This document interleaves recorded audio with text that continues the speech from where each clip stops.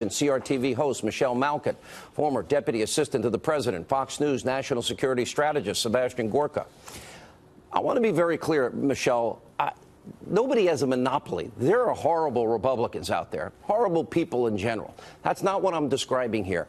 I am describing systematically, because of politics, the Clintons were protected by the media, and they went out and just abused these women again and again and smeared them to death, even up to and including through the election last year.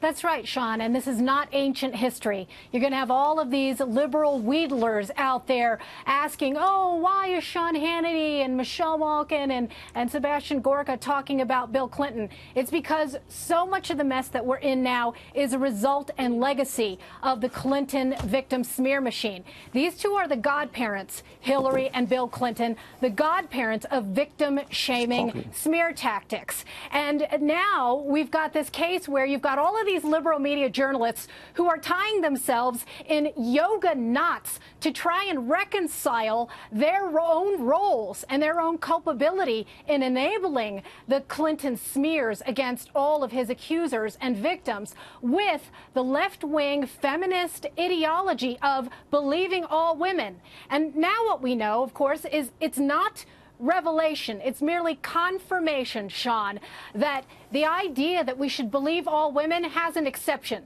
Really, the rules for Radicals 2017 has always been that you should believe all women except when they are accusing liberal Democratic men and liberal Hollywood weirdos. There's a second corollary to that unwritten rule that is now being exploded and exposed for the farce that it is. And that second corollary is this, Sean and Dr. Gorka, it's this, that all women must be respected, unless, of course, they are female Republicans, conservatives, pro-lifers, stay-at-home moms, and gun owners. I have lived this for the past 25 years in public life, along with all of the women who have been smeared by leftists in the media and in the Democrat Party. We're always treated as less than women, as less than human. And when we have called out the misogyny and the hypocrisy and the double standards of the left, we get attacked even more. The hypocrisy and double standards are thicker than Thanksgiving gravy.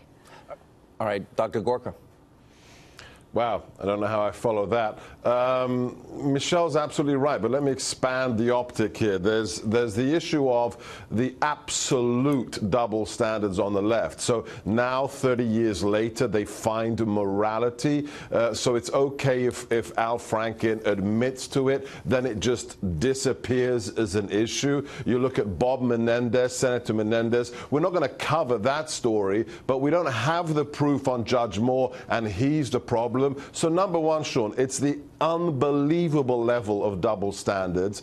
But the second thing is, beyond that, it's what Sharyl Attkisson has written about in her book Smear. It's the persistent smear tactics, just making stuff up because it's politically expedient to your friends. How is it that you have all these individuals who are supposed to be journalists, but they literally manufacture stories out of nothing to attack the president? Sometimes it's trivial. You remember recently the fish feeding event in Japan, right, where they crop out that the president is actually doing exactly what his host did before. Why? Because it's expedient to make the president look bad. Or it gets far more serious. CNN is going to say that James Comey is going to counter everything the president said about the FBI investigating him or not. It goes on and on and on because it's all about politics. It's never about the truth, Sean. It's never just about journalism.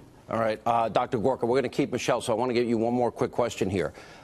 What happens? How do you ascertain? Charlie Rose is admitting it. Franken, we have the picture. Some cases you have evidence. Clinton's over time were revealed that these things had happened. What do you do when it is he said, she said? How do people ascertain the difference in an environment where allegations are flying? Some people deny them, say it didn't happen. It's all about two things. The credibility of the source. Is the individual credible, and can it be corroborated? The big problem we have today, Sean, is we don't have investigative journalists anymore. The people like Sarah Carter, they are so rare today. They give a 21-year-old kid a computer and access to Google, and they call him a journalist. That's how Politico works. That's how HuffPo works. You can get to the bottom of this, but you've got to wear out shoe leather. You've got to talk people to talk. You've got to corroborate the stories, and that just isn't done anymore. It's just accusations thrown out there for political damage. Dr. Gorka, thank you for being with us.